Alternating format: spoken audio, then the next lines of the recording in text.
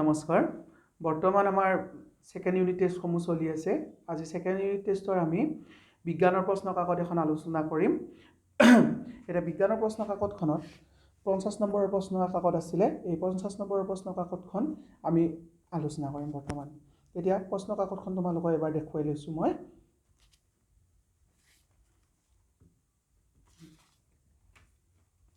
এতিয়া আমি প্ৰথম 1 নম্বৰ প্ৰশ্নটো চাইছো যে প্ৰথম 1 নম্বৰ প্ৰশ্নটো সুধিছিলে যে এটা বিক্ৰিয়াৰ বাবে কি সুধিছিলে এটা ৰাসায়নিক সমীকৰণটো লিখিব দিছিলে বিক্ৰিয়াটো কি আছিল পানীৰ লগত কেলছিয়ামৰ বিক্ৰিয়া আছিল কেলছিয়াম এটা সলিড অৱস্থাত পাও অৰ্থাৎ কঠিন অৱস্থাত পাও পানী লিকুইড আছে ই যেতিয়া কেলছিয়াম হাইড্ৰক্সাইড হ'ব ই একুয়াছ ফৰ্মত হ'ব আৰু হাইড্ৰজেন গেছটো এক্সট্ৰা কৰি থাকিব ধাতুৰ খাতখহনীয়তাৰ সংজ্ঞা লিখিব দিছিলে ধাতুৰ খাতখহনীয়তাটো এনেকুৱা এটা গুণ যিটোৰ দ্বাৰা আমি কি কৰিব পাৰো ধাতুটোক পিটি অৰ্থাৎ কুবাই পাতল কৰি ল'ব পাৰো হেতুকে ধাতুৰ খাতখহনীয়তা বোলে তাৰ পিছত কৈছে সি নম্বৰ প্ৰশ্ন এলুমিনিয়ামৰ ব্যৱহাৰ কৰা কাৰণ সুধিছে যে কিয় কৰিছে প্ৰশ্নটো আহিছিল যে এলুমিনিয়াম যথেষ্ট সক্ৰিয় ধাতু তথাপি ইয়াক ৰন্ধন কাৰ্যত ব্যৱহাৰ কৰা বৰ্তন তৈয়াৰ কৰিবলৈ ব্যৱহাৰ কৰা হয় অৰ্থাৎ আমাৰ ৰান্ধনী ঘৰত ব্যৱহাৰ কৰা যে বৰ্তনসমূহ সেই বৰ্তনসমূহ কি হয় কি ধাতুৰ দ্বাৰা বনাই বুলি কৈছে এলুমিনিয়ামৰ কাৰণটো সুধিছে কাৰণটো কিয় ইয়াৰ গলনাংক উচ্চ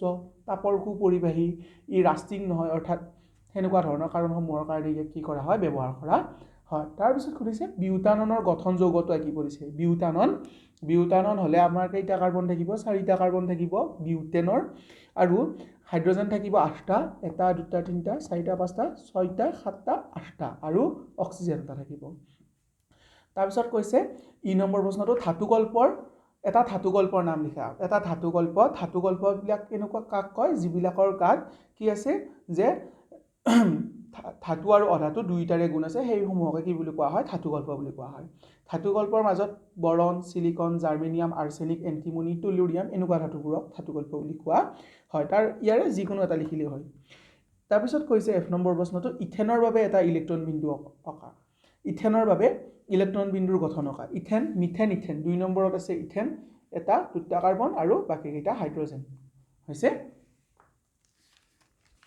এটো আকিলেও হয় আৰু এটো ধৰণে ৰাখিলেও হয় যে সৰি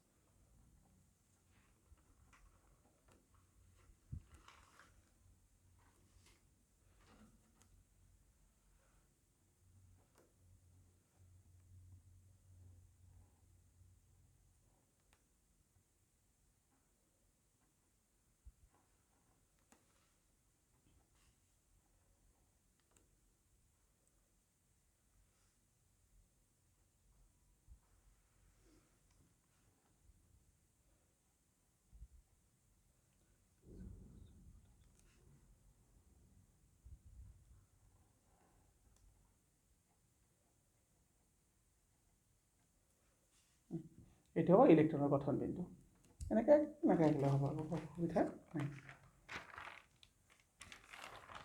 তাৰ পিছত খুদিছে যে জি নম্বৰ প্ৰশ্নটো আছিল যে CTH8 ৰ পৰা পোৱা এলকেন মূলকটো লিখিব দিছিলে এলকেন মূলকটো হৈছে কি CTH8 ৰ পৰা পোৱা প্ৰপেন মূলকটো পাওঁ আমি তাৰ পিছত খুদিছে H নম্বৰ প্ৰশ্নটো যে ইথানলক ইথানোইক এচিডলৈ ৰূপান্তৰ কৰাটো কিয় এটা জাৰণ বিক্ৰিয়া মানে যে ইথানলক ইথানোইক এচিডলৈ বিক্ৰিয়াটো এটা জাৰণ বিক্ৰিয়া কাৰণ কিয় ইয়াত অক্সিজেনৰ সংযোজন হয় যেতিয়া ইথানলক যেতিয়া ইথানোইক এচিডলৈ নিয়া যায় তেতিয়া কি হয় অক্সিজেন এটা সংযোজন হয় আৰু কি হয় হাইড্ৰজেনটো উঠি যায় ইহঁতৰ পৰা সেই কাৰণে ই এটা জাৰণ বিক্ৰিয়াৰ উদাহৰণ হয় তাৰপিছত খুদিছে আই নম্বৰ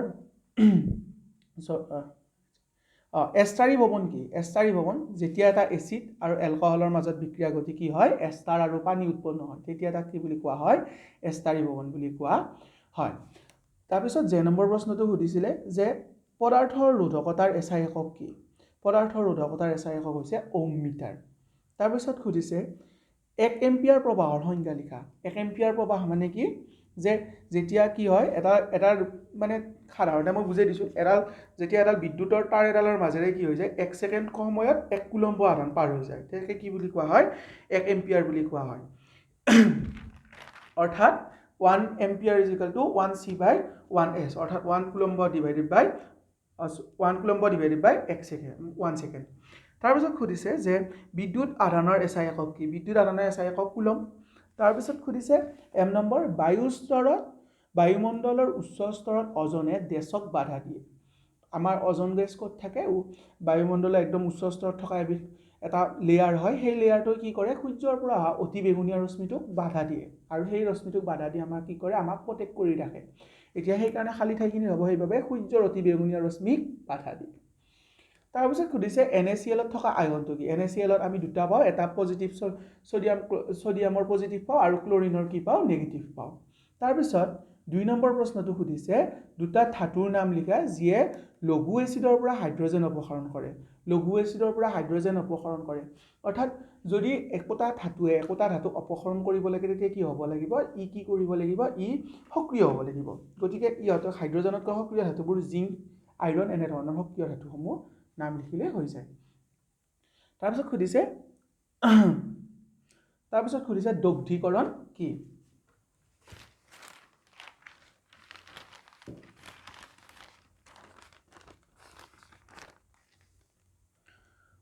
দগ্ধীকৰণ এইটো ধাতু আৰু অধাতুৰ পৰা অহা প্ৰশ্ন।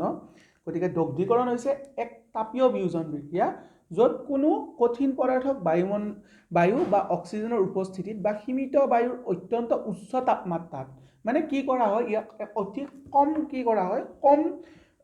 কম বায়ুত ইয়াক কি কৰা হয়?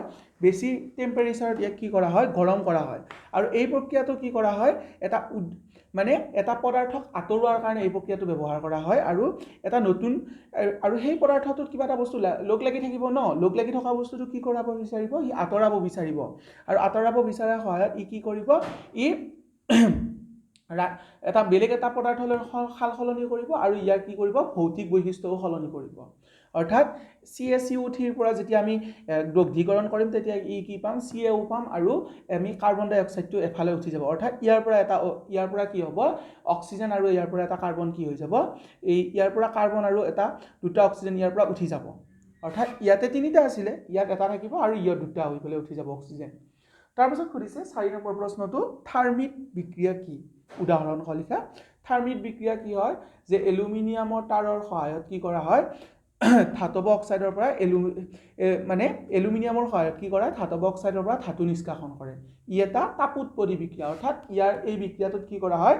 তাপটো কি হয়? তাপ উৎপন্ন হয়। যেতিয়া Fe2O3 এলুমিনিয়ামৰ লগত বিক্ৰিয়া কৰা হয় ই তেতিয়া এক্সট্ৰাকে কি হৈ থাকিব?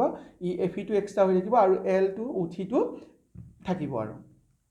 তাৰপিছত সুধিছে যে সমগনীয় শ্ৰেণী কি? সমগনীয় শ্ৰেণী কাক বোলে? উদাহৰণ সহ বুজাই লিখা। সমগনীয় শ্ৰেণী হ'ল এনে এক শ্ৰেণী য'ত জৈৱ যৌগৰ সমষ্টি যিবোৰে একোটা সাধাৰণ সংকেত মানি চলে আৰু একোটা কি থাকিব? ইহঁতৰ কাৰ্যকৰী মূলক থাকিব।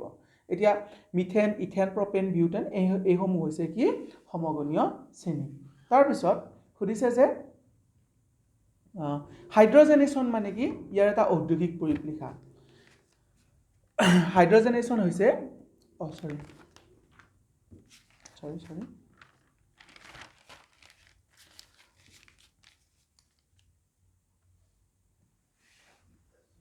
হাইড্ৰজেনেশ্যন হৈছে এনেকুৱা এটা ৰাসায়নিক বিক্ৰিয়া য'ত কি কৰা হয়?